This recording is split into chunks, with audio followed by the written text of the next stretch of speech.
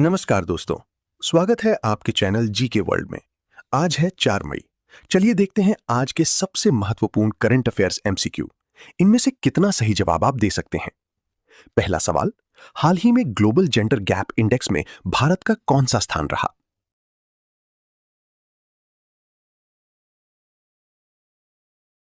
सही उत्तर होगा ऑप्शन बी, 131वां।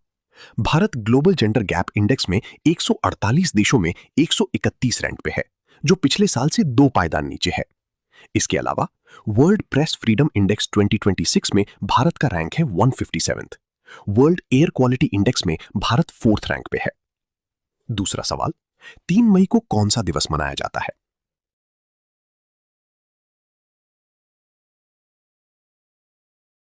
सही उत्तर है B, world press freedom day.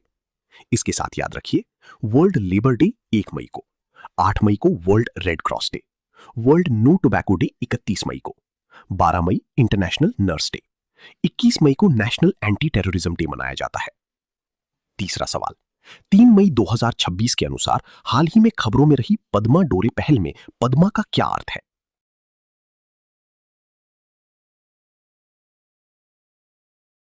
उत्तर है ऑप्शन सी, उत्तर पूर्व का एक उत्पाद। पद्मा डोरे पहल में पद्मा का अर्थ एरी रेशम।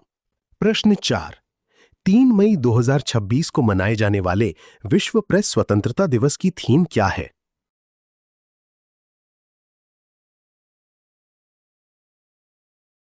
3 मई 2026 को मनाए जाने वाले विश्व प्रेस स्वतंत्रता दिवस की मुख्य थीम शांतिपूर्ण भविष्य का निर्माण, मानवाधिकारों, विकास और सुरक्षा के लिए प्रेस स्वतंत्रता को बढ़ावा देना। तो राइट आंसर होगा ऑप्शन ए। प्रश्न 5, किस भारतीय राज्य ने मुख्यमंत्री युवा उद्यमी विकास अभियान के तहत 1000 करोड़ रुपए के बजट को मंजूरी दी है।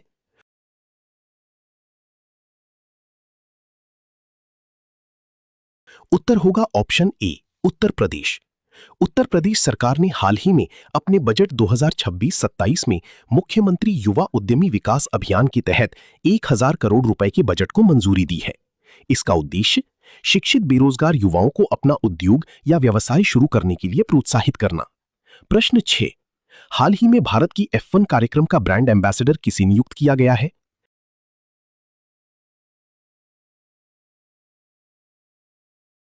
सही उत्तर होगा option B, Shreyas Iyer. Mumbai falcons racing limited यानी MFRL ने हाल ही में भारतीय क्रिकेटर श्रेयस अय्यर को भारत में अपने F1 कार्यक्रम और F1 SIM racing India open 2026 का आधिकारिक ब्रांड एम्बेसडर नियुक्त किया है। प्रश्न 7, भारत के किस स्थान पर हाल ही में प्रोटोटाइप फास्ट ब्रीडर रिएक्टर को सुचारू रूप से चालू किया गया।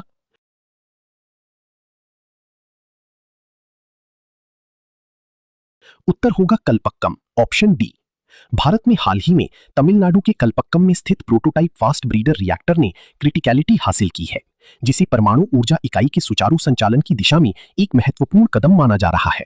प्रश्न 8, हाल ही में रिजर्व बैंक ऑफ इंडिया में नई डिप्टी गवर्नर के रूप में किसे नियुक्त किया गया है।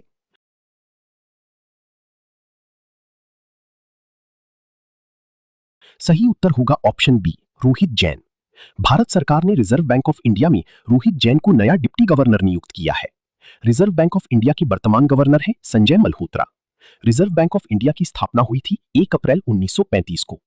प्रश्न 9, international film festival of India IFFI 2026 के 57वें संस्करण में फेस्टिवल डायरेक्टर के रूप में किसे नियुक्त किया गया है।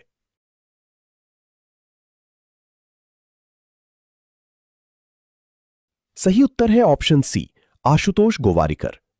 प्रसिद्ध फिल्म निर्माता आशुतोष गोवारिकर को गोवा में आयोजित होने वाले 57वें अंतर्राष्ट्रीय फिल्म महोत्सव का फेस्टिवल डायरेक्टर नियुक्त किया गया है। प्रश्न 10, शून्य उत्सर्जन वाली दुनिया की पहली कोयला बैटरी किसने बनाई।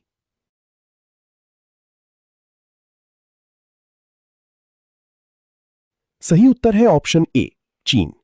शून्य उत्सर्जन वाली दुनिया की पहली कोयला बैटरी चीन के वैज्ञानिकों ने विकसित की है। इसे जीरो कार्बन एमिशन डायरेक्ट कोल फ्यूल सेल कहा जा रहा है। यह काम कैसे करती है, तो यह तकनीक कोयले को जलाने के बजाय उसे सीधे बिजली में बदलने के लिए इलेक्ट्रोकेमिकल ऑक्सीकरण का उपयोग करती है। इस तकनीक को शेनझेन विश्वविद्यालय के एक शोध दल ने तैयार किया है, जिसका नेतृत्व प्रोफेसर शिए हीपिंग कर रही हैं। प्रश्न 11, हाल ही में प्रोजेक्ट 17E के तहत निर्मित कौन सी स्वदेशी उन्नत स्टेल्थ फ्रिगेट को भारतीय नौसेना में शामिल किया गया?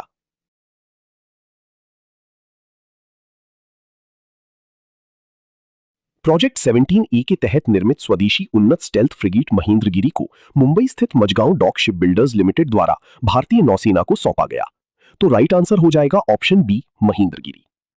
तो दोस्तों, आप कितने सवालों के सही जवाब दिए हैं कमेंट में जरूर बताएं। चैनल को सब्सक्राइब करना ना भूलें।